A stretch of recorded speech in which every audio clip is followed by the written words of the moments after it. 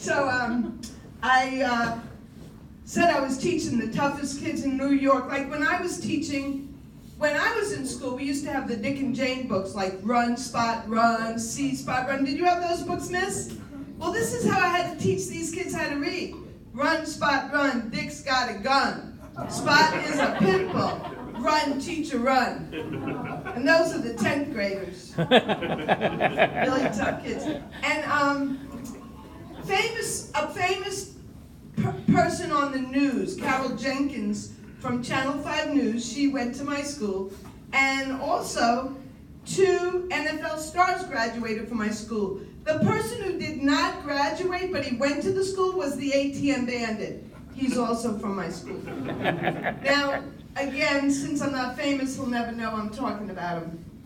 But it is a true person. So I wanted to talk about something they have nowadays in the schools that they never had when I was teaching. You have to share your candy with the whole class, miss. A little joke there.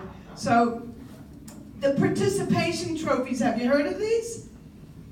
Anybody? Oh, you haven't heard of them? They have them in the schools today. What it is everyone gets a prize or a reward just for showing up at school.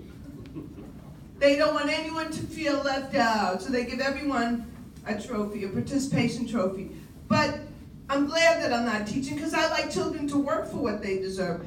But I was thinking, these would have come in handy for not just my first honeymoon, but my second, because I was married twice. A participation trophy. I mean, they both showed up, but very little was accomplished. Yeah, I'm getting older, and I'm getting older. Anyone else getting older? I'm the only one here, right? So, I try to have a positive attitude. Like, instead of varicose veins, I call mine the Google Roadmap to Adventure. This road... Thank you. I'll keep that one, okay? I'll put away the Stephen Jefferson for a few years, but I'll keep that one. Thanks for the input there. And then, on the Google Roadmap to Adventure, this road takes you to the Silver Lake. I'm embarrassed, but you young gals, you call it the Brazilian and all that. I call mine the Silver Lake. I'm talking to the younger women in the audience.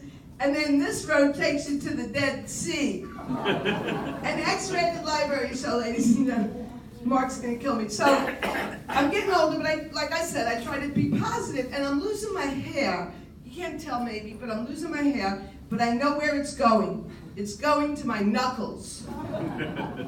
You heard of the information age? I'm headed for the inflammation age.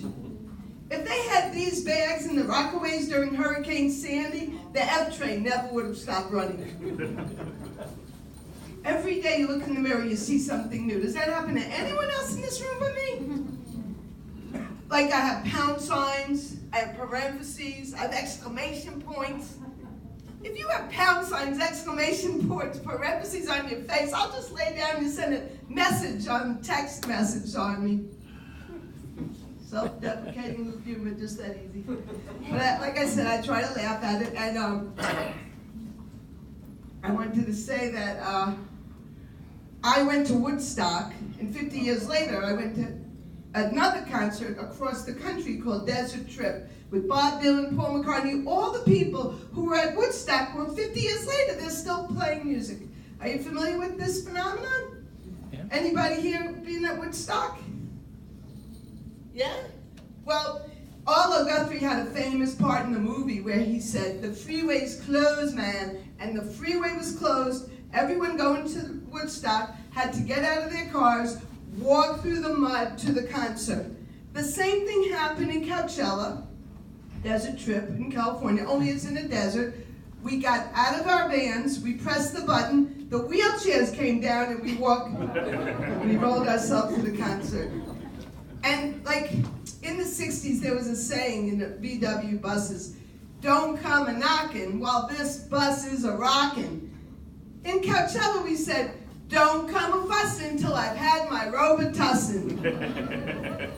And like Bob Dylan, he's amazing because I didn't recognize him, I didn't see him. I heard blowing in the wind, and they bring the curtain up, and the band's there, but I don't see Bob Dylan. I see a lady who looks like my Aunt Esther B. Greenbaum playing the organ, and I hear Bob Dylan, the song's almost over, and then I realize Bob Dylan is my Aunt Esther B. Greenbaum. He's playing the organ now because his fingers are arthritic. So that was him. But then he stands up and he goes like this to the chorus. He wants us to sing the chorus of Blowing in the Wind. Everyone knows the song, but I had a problem with that. I raised my hand in front of thousands of people. No, no, no, Bob Dylan.